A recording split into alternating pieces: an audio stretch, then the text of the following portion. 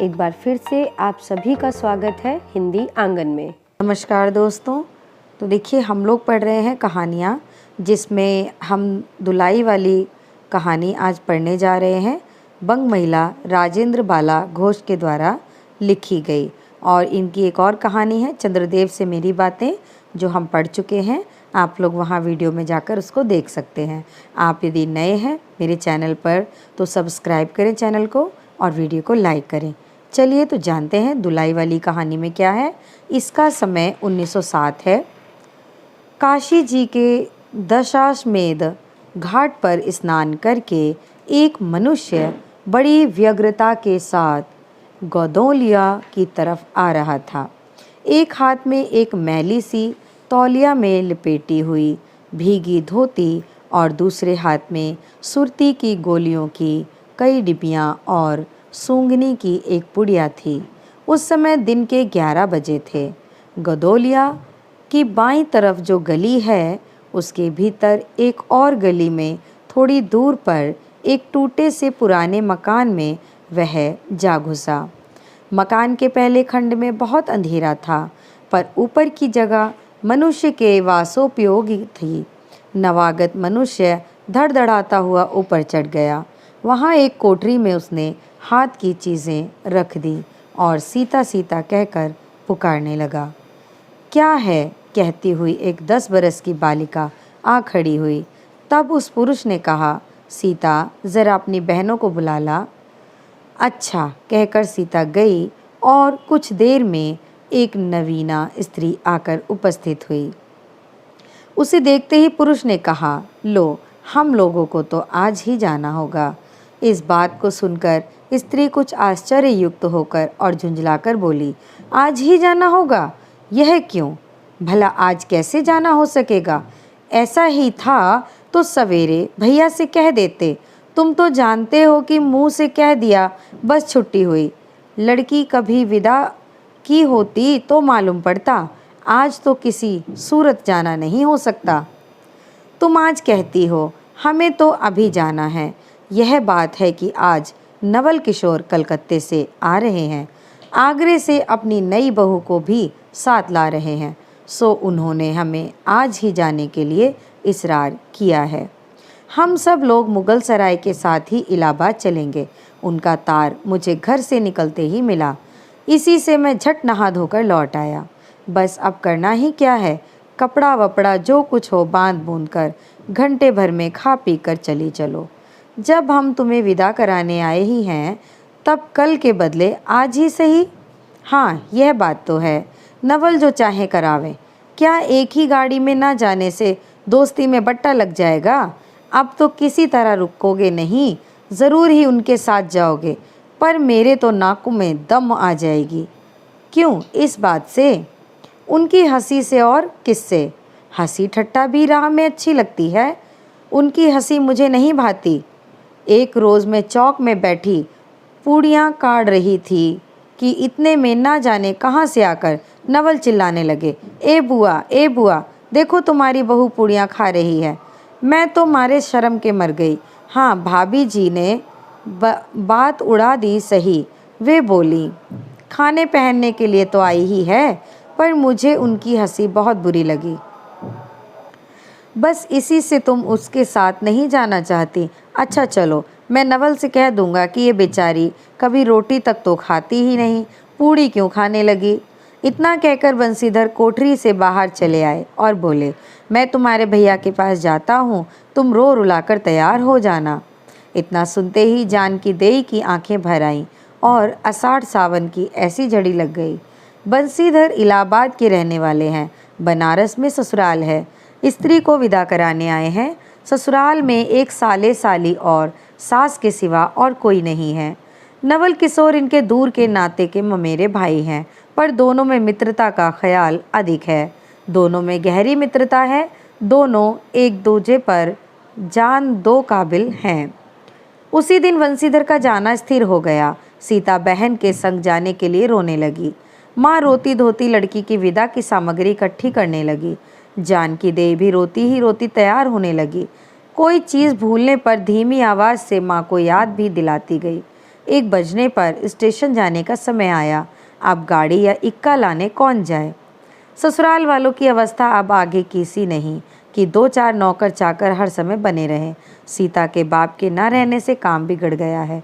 पैसे वाले के यहाँ नौकर चाकरों के सिवा और भी 2-4 खुशामदी घेरे रहते हैं। छूछे को कौन पूछे। एक कहारिन है सो भी इस समय कहीं गई है। साले राम की तबीयत अच्छी नहीं, वे हर घड़ी बिछौने से बातें करते हैं। 30 पर भी आप कहने लगे, मैं ही धीरे धीरे जाकर कोई सवारी ले आता हूँ, नज़दीक तो है। बंसीधर बोले, नहीं नहीं, तुम क्यों तकलीफ़ करोगे, मैं ही जाता हूँ। जाते जाते बंसीधर विचारने लगे कि इक्के की सवारी तो भले घर की स्त्रियों के बैठने लायक नहीं होती, क्योंकि एक तो इतने ऊंचे पर बैठना चढ़कर बैठना पड़ता है, दूसरे पराये पुरुष के संग एक साथ बैठना पड़ता है। मैं एक पालकी गाड़ी ही कर लूँ, उसमें सब तरह का आराम रहता है। पर जब गाड़ी वाले ने 1.5 रुपया किराया मांगा तब बंसीधर ने कहा, चलो इक्का ही सही, पहुँचने से काम।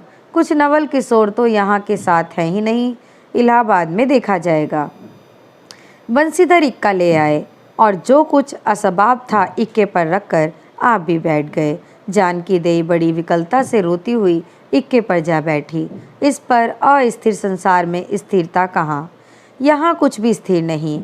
इक्का जैसे जैसे आगे बढ़ता गया वैसे जानकी की रुलाई भी कम होती गई। सिकरौल के स्टेशन के पास पहुँचते पहुँचते जानकी अपनी आंखें अच्छी तरह पोंछ चुकी थी। दोनों चुपचाप चले जा रहे थे कि अचानक बंसीधर की नज़र अपनी धोती पर पड़ी और अरे एक बात तो हम भूल ही गए कहकर पछतावा से उठे। इक्के वाले के कान बचाकर जानकी जी ने पूछा, क्या हुआ, क्या कोई ज़रूरी चीज़ भूल आए। नहीं, एक देसी धोती पहन कर आना था, सो भूलकर विलायती ही पहने आए। नवल कट्टर स्वदेशी हुए ना, वे बंगालियों से भी बढ़ गए हैं। देखेंगे तो 2-4 सुनाएंगे, बिना सुनाए बिना ना रहेंगे। और बात भी ठीक है, नाहक विलायती चीज़ें मोल लेकर क्यों रुपए की बर्बादी की जाए। देसी लेने से भी दाम लगेगा सही, पर रहेगा तो देसी में।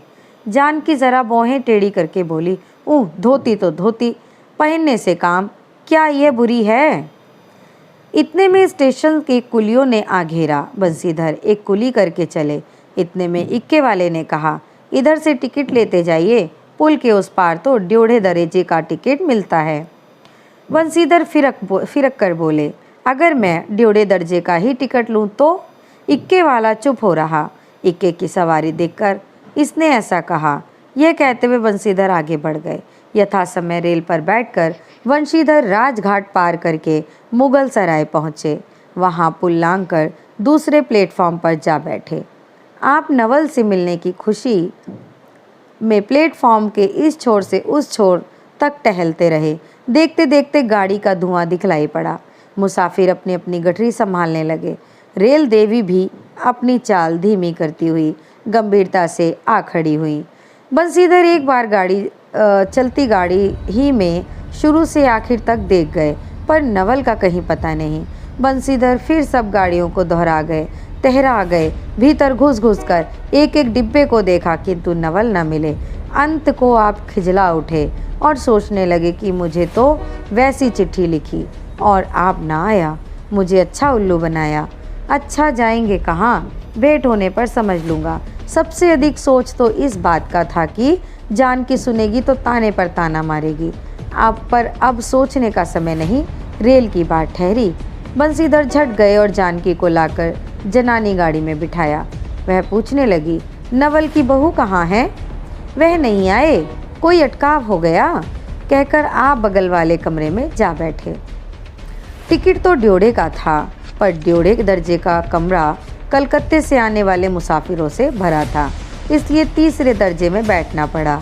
जिस गाड़ी में बंसीधर बैठे थे उसके सब कमरों में मिलाकर कुल 10-12 ही स्त्री पुरुष थे। समय पर गाड़ी छूटी। नवल की बातें और ना जाने क्या अगड़ बगड़ सोचते गाड़ी कई स्टेशन पार करके मिर्ज़ापुर पहुंची। मिर्ज़ापुर में पेटराम की शिकायत शुरू हुई। उसने सुझाया कि इलाहाबाद पहुंचने में अभी देरी है।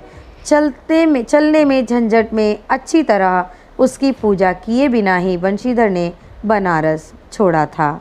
इसलिए आप झट प्लेटफॉर्म से उतरे और पानी के बम्बे से हाथ मुँह धोकर एक खोचे वाले से थोड़ी सी ताज़ी पूड़ियाँ और मिठाई लेकर निराले में बैठ आपने उन्हें ठिकाने पहुँचाया। पीछे से जानकी की सुध आई। सोचा कि पहले पूछ लें तब कुछ मोल लेंगे, क्योंकि स्त्रियां नटखट होती हैं, वे रेल पर खाना पसंद नहीं करती। पूछने पर वही बात हुई। तब बंसीधर लौटकर अपने कमरे में आ बैठे। यदि वे चाहते तो इस समय ड्योढ़े में बैठ जाते, क्योंकि अब भीड़ कम हो गई थी, पर उन्होंने कहा थोड़ी देर के लिए कौन बखेड़ा करे। बंसीधर अपने कमरे में बैठे तो दो एक मुसाफिर अधिक देख पड़े। आगे वालों में से एक उतर भी गया था। जो लोग थे सब तीसरे दर्जे के योग्य जान पड़ते थे। अधिक सभ्य कोई थे, बंसीधर ही थे। उनके कमरे के पास वाले कमरे में एक भले घर की स्त्री बैठी थी। वह बेचारी सिर से पैर तक ओढ़े, सिर झुकाए, एक हाथ लंबा घूंघट काढ़े, कपड़े की गठरी सी बनी बैठी थी। बंसीधर ने सोचा इनके संग वाले भद्र पुरुष के आने पर उनके साथ बातचीत करके समय बितावेंगे। एक दो करके तीसरी घंटी बजी।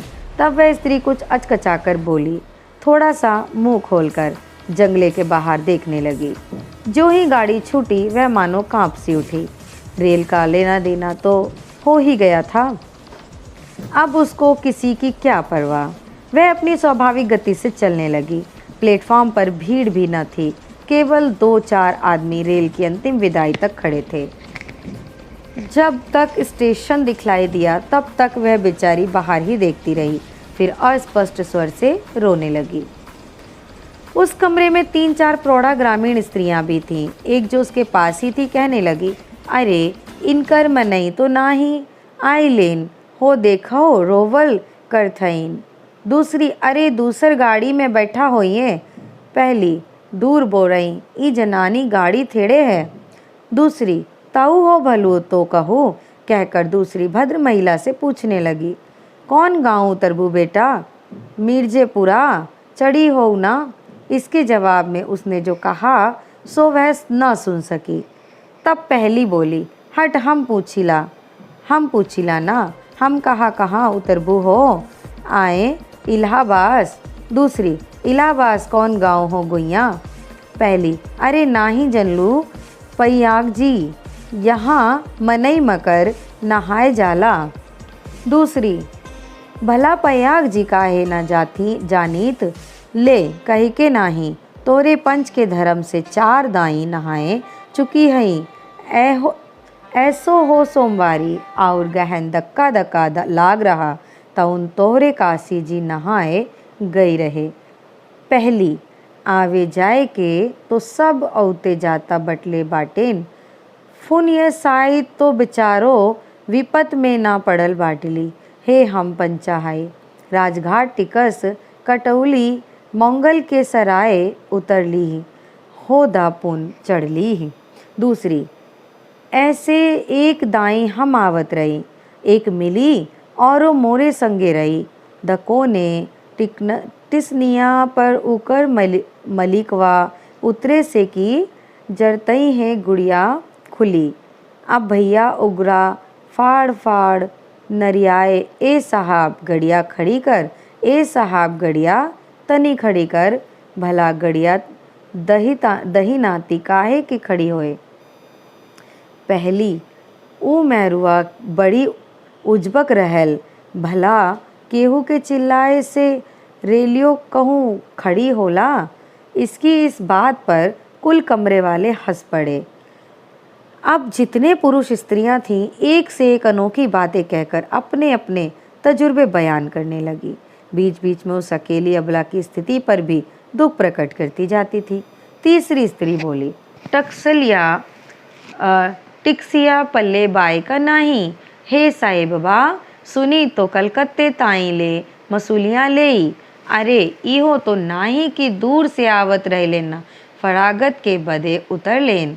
चौथी, हम तो इनके संगे के आदमी के देखबो ना की हो गुइया। तीसरी, हम देखे रहली हो, मजेक टोपी दिले रहले इनको। इस तरह उनकी बेसिर पैर की बातें सुनते सुनते बंसीधर उब उठे। तब वे उन स्त्रियों से कहने लगे, तुम तो नाहक उन्हें और भी डरा रही हो। ज़रूर इलाहाबाद तार गया होगा और दूसरी गाड़ी से वे भी यहाँ पहुँच जाएंगे। मैं भी इलाहाबाद ही जा रहा हूँ। मेरे संग भी स्त्रियाँ हैं जो ऐसा ही है, जो तो दूसरी गाड़ी के आने तक मैं स्टेशन पर ही ठहरा रहूँगा। तुम लोगों से यदि कोई प्रयाग उतरे तो थोड़ी देर के लिए स्टेशन पर ठहर जाना। इनको अकेला छोड़ देना उचित नहीं। यदि पता मालूम हो जाएगा तो मैं इन्हें इनके ठहरने के स्थान पर पहुंचा दूंगा। बंसीधर की इन बातों से उन स्त्रियों की वाक धारा दूसरी ओर बह चली। हाँ, ये बात तो आप भली कही। ना ही भैया, हम पंचेकाई के केहू से कुछ कहीं। अरे एक के एक करत ना बाए तो दुनिया चलत कैसे बाए, इत्यादि ज्ञान गाथा होने लगी। कोई कोई तो उस बेचारी को सहारा मिलते देख खुश हुए और कोई कोई नाराज भी हुए। क्यों, सो मैं नहीं बतला सकती। उस गाड़ी में जितने मनुष्य थे सभी ने इस विषय में कुछ ना कुछ कह डाला था। पिछले कमरे में केवल एक स्त्री जो फरासी सी छींट की दुलाई ओढ़े अकेली बैठी थी, कुछ नहीं बोली। कभी कभी घूंघट के भीतर से एक आंख निकालकर बंसीधर की ओर वह ताक देती थी और सामना हो जाने पर फिर मुंह फेर लेती थी। बंसीधर सोचने लगे कि ये क्या बात है। देखने से तो यह भले घर की मालूम होती है, पर आचरण इसका अच्छा नहीं। गाड़ी इलाहाबाद के पास पहुंचने को हुई। बंसीधर उस स्त्री को धीरज दिलाकर आकाश पाताल सोचने लगे। यदि तार में कोई खबर ना आई होगी तो दूसरी गाड़ी तक स्टेशन पर ही ठहरना पड़ेगा, और जो उससे भी कोई ना आया तो क्या करूँगा। जो हो, गाड़ी नैनी से छूट गई। अब साथ की उन अशिक्षिता स्त्रियों ने फिर मुंह खोला। का भैया, जो कछु बिना टिकस के आवत होए तो ओकर का सजाई होला। अरे ओका ही ना ही चाहत रहा कि मेहरारू के तो बैठा दिलेन और अपुआ तउन टिकस लेके चल दिलेन। किसी आदमी ने तो कहा यहाँ तक दौड़ मारी कि रात को बंसीधर इसके जेवर छीनकर रफू चक्कर हो जाएंगे। उस गाड़ी में एक लाठी वाला भी था। उसने खुल्लम खुल्ला कहा, का बाबूजी, कुछ हमरो साझा। इसकी बात पर बंसीधर क्रोध से लाल हो गए। उन्होंने इसे खूब धमकाया। उस समय तो अब वह चुपचाप हो गया, पर यदि इलाहाबाद उतरता तो बंसीधर से बदला लिए बिना न रहता। बंसीधर इलाहाबाद में उतरे। एक बुढ़िया को भी वहीं उतरना था। उससे उन्होंने कहा था कि उनको भी अपने संग उतार लो।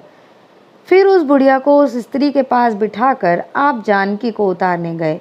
जानकी से सब हाल कहने पर वह बोली, अरे जाने भी दो, किस बखेड़े में पड़े हो। पर बंसीधर ने ना माना। जानकी को उस भद्र महिला को एक ठिकाने बिठाकर आप स्टेशन मास्टर के पास गए। बंसीधर के जाते ही वह बुढ़िया, जिसे उन्होंने रखवाली के लिए रख छोड़ा था, किसी बहाने से भाग गई। अब तो बंसीधर बड़े असमंजस में पड़े। टिकट के लिए बखेड़ा होगा, क्योंकि वह स्त्री बेटिकट है। लौट कर आए तो किसी को ना पाया। अरे ये सब कहाँ गई, ये कहकर चारों तरफ देखने लगे, कहीं पता नहीं। इस पर बंसीधर घबराए। आज कैसी बुरी साहित्य से में घर से निकले कि एक के बाद दूसरी आफत में फंसते आ रहे हैं। इतने में अपने सामने उस दुलाई वाली को आते देखा। तू ही उन स्त्रियों को कहीं ले गई है, इतना कहना था कि दुलाई में मुंह खोलकर नवल किशोर खिलखिला उठे। तो कौन था दुलाई में? नवल किशोर। अरे ये क्या, सब तुम्हारी ही करतूत है। अब मैं समझ गया कैसा गजब तुमने किया है। ऐसी हंसी मुझे नहीं अच्छी लगती। मालूम होता है कि वह तुम्हारी ही बहू थी। अच्छा, तो वे गई कहाँ? वे लोग तो पालकी गाड़ी में बैठी हैं, तुम भी चलो। नहीं, मैं सब हाल सुन लूँगा तब चलूँगा। हाँ, यह तो कहें तुम मिर्ज़ापुर से कहाँ से आ निकले? मिर्ज़ापुर नहीं, मैं तो कलकत्ते से, बल्कि मुगल सराय से तुम्हारे साथ चला आ रहा हूँ। तुम जब मुगल सराय में मेरे लिए चक्कर लगाते थे, तब मैं ड्योढ़े दर्जे में ऊपर वाले बेंच पर लेटा हुआ तुम्हारा तमाशा देख रहा था। फिर मिर्ज़ापुर में जब तुम पेट के धंधे में लगे थे, मैं तुम्हारे पास से निकल गया, पर तुमने ना देखा। मैं तुम्हारी गाड़ी में जा बैठा, सोचा कि तुम्हारे आने पर प्रकट होऊंगा, फिर थोड़ा और देख ले। करते करते यहाँ तक नौबत पहुँची। अच्छा, अब चलो, जो हुआ मुझे माफ़ करो। यह सुन बंसीधर प्रसन्न हो गए। दोनों मित्रों में बड़े प्रेम से बातचीत होने लगी। बंसीधर बोले, मेरे ऊपर जो कुछ बीती सो बीती, पर वह बेचारी जो तुम्हारे से गुणवान के संग पहली बार रेल से आ रही थी बहुत तंग हुई। उसे तो तुमने नाहक रुलाया, बहुत ही डर गई थी। नहीं जी, डर किस बात का था, हम तुम दोनों गाड़ी में ना थे। हाँ, पर यदि स्टेशन मास्टर से इतला कर देता तो बखेड़ा खड़ा हो जाता ना। अरे तो क्या, मैं मर थोड़े ही गया था, 4 हाथ की धुलाई की बिसात ही कितनी। इसी तरह बातचीत करते करते दोनों गाड़ी के पास आए। देखा तो दोनों मित्र बधुओं में खूब हंसी हो रही थी। जानकी कह रही थी, अरे तुम क्या जानो, इन लोगों की हंसी ऐसी ही होती है। हंसी में किसी के प्राण भी निकल जाएं तो भी इन्हें दया ना आवे। खैर, दोनों मित्र अपनी अपनी घरवाली को लेकर राजी खुशी घर पहुँचे और मुझे भी उनकी यह राम कहानी लिखने में छुट्टी मिली। तो देखिए कितनी अच्छी कहानी है दुलाई वाली। कौन है दुलाई वाली? उनके मित्र हैं बंसीधर के मित्र नवल किशोर। तो बहुत ही अच्छी और बहुत ही उम्दा कहानी राजेंद्र बाला घोष के द्वारा लिखी गई और भाषा बहुत ही सुंदर प्रयोग की गई है और बहुत सुंदर कथा है। इसका विश्लेषण भी बहुत ही सुंदर है। तो इसी प्रकार की कहानियों को और हिंदी साहित्य से जुड़ने के लिए मेरे चैनल को सब्सक्राइब करें, वीडियो को लाइक करें और पढ़ते रहें, आगे बढ़ते रहें। धन्यवाद।